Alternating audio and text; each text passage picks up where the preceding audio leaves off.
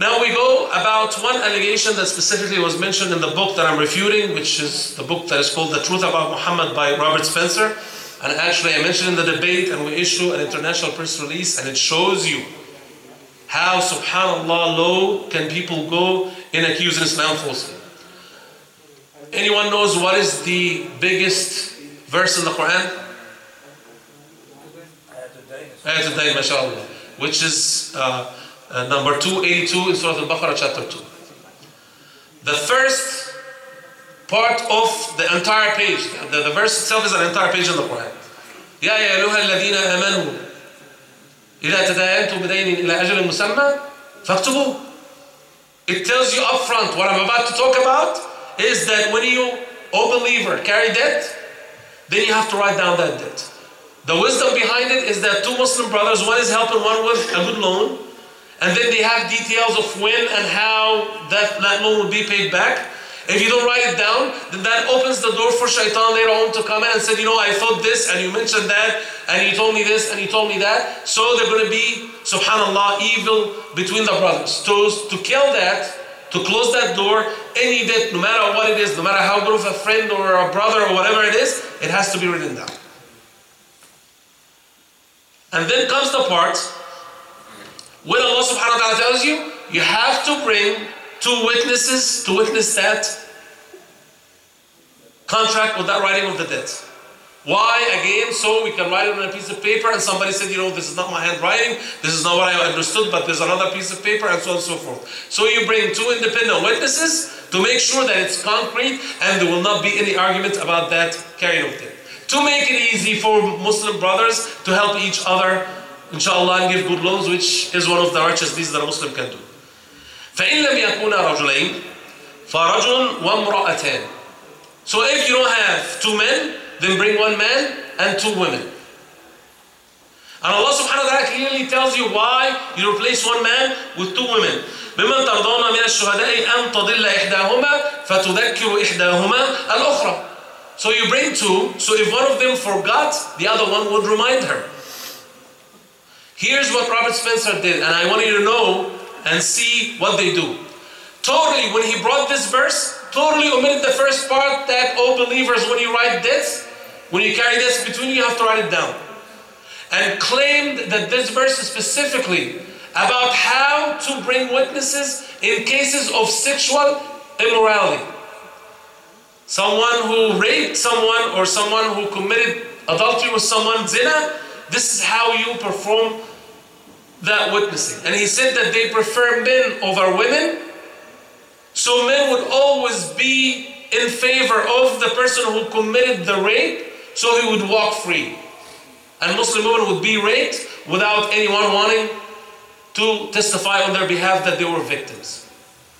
And it's in the book, like that. And I issued an international press release, and I said to people, I just want to show you the level of lying to the American public.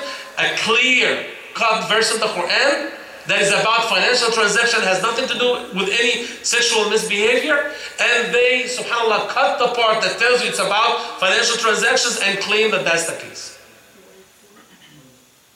Subhanallah. And when you think about it, and Prophet Muhammad ﷺ, the correct hadith, hadithu naqisati aqlin wa deen, which we would address later inshallah, said why this is the reason. First of all, we need to understand aql. Aql does not mean brain. Aql in the language of Prophet Muhammad ﷺ means reason. وَقَالُوا لَوْ كُنَّا نَسْمَعُ أَوْ نَعْقِلُ مَا كُنَّا فِي أَصْحَابِ السَّعِيرِ. In Surah Al-Mulk, the kuffar is saying to the Zabaniya of Jahannam, the angels of torment in Jahannam, if we listened to what was being told to us and reasoned and understood what was being said to us, you would not be here amongst the people of Jahannam. So when women, and it said in the Quran hadith from Muhammad says that they do not lack brain, they lack reason. And they lack reason, why? Because Allah subhanahu wa ta'ala created them merciful, kind, emotional creatures. So they can take care of all of us, men and women, when we were babies. Reason is called calculation. And subhanAllah, whoever amongst you was a father, when you have a baby and he's sick and high fever and he's crying, you act like you're sleeping, And the wife, of course, she's willing to stay up all night, no problem. Allah subhanahu wa ta'ala gave him these, unconditional love and kindness and emotion. And that, subhanAllah, tampers with their reason. They're intelligent.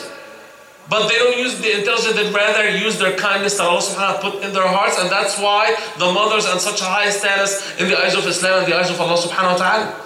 So because of that emotional tendency for women, Allah subhanahu wa ta'ala said, you know what, 2 women would replace 1 man. But at the same time also, and you're going to find this in all Islamic law, it is for the protection of women. Why? If one forgot, and it was 1 woman and 1 man, how can we do the reminding process? The 2 as in the Quran, so one would remind the other. That's why also you don't have 1 man as a witness, you have 2 men as witnesses. So if one forgets, the other one would remind him, like the 2 women. But if you leave it 1 man and 1 woman, then if she forgot, or he forgot, then she would have to interact with him to remind him. He might be a foreign man to her. And it's financial transactions, not like relatives or inheritance or anything like that. Then to protect the woman, if there's any forgetfulness, there's 2 women reminding each other independent of that man. Take all that away, and he's claiming that, you know what? So when a Muslim woman is raped, they prefer to bring men witnesses, subhanallah, so the man who committed the rape goes free.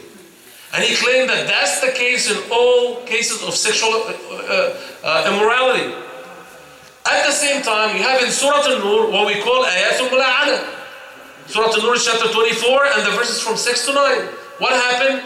The testimony of a woman is exactly, a wife is exactly equal to the testimony of a man.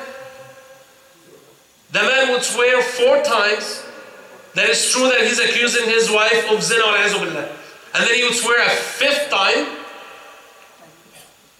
that the la'na of Allah subhanahu wa ta'ala be upon him is if he was not from the people who tell the truth. Comes the woman, ما يدرع عنها العذاب, whatever that will protect her is that she would swear 4 times that she did not commit zina, and a 5th time that the la'na of Allah subhanahu wa ta'ala, the curse of Allah subhanahu wa ta'ala would be upon her. So in the true case of sexual immorality, the testimony of a woman is exactly the testimony of a man. And subhanAllah, they use this, you know what, a woman is a half a man.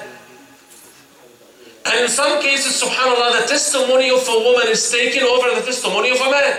In cases of who's related to do, which son is born to which woman.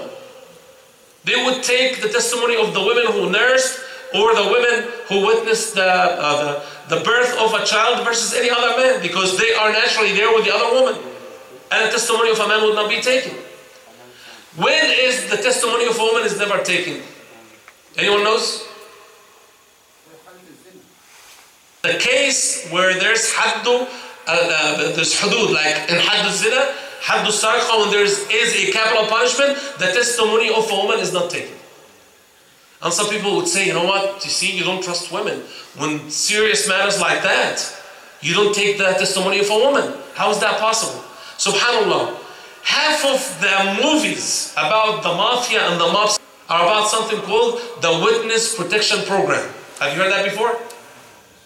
Violent crime, mafia or killer or someone, and there's some people that seen the crime. So for them to go witness in court, of course the big killer, the mafia or the big gangster would go kill him, so there's no witnesses upon him and he will go free.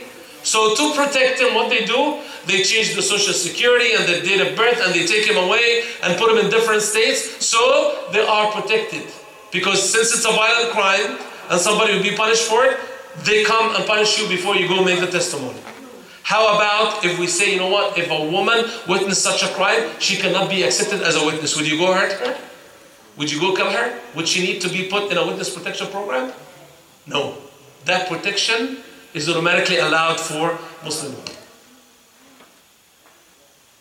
Everything about women in Islamic law is for their ultimate protection. Not only as our sisters, our daughters, and our wives, but also as the mothers for the entire human race of the society that they would bring about.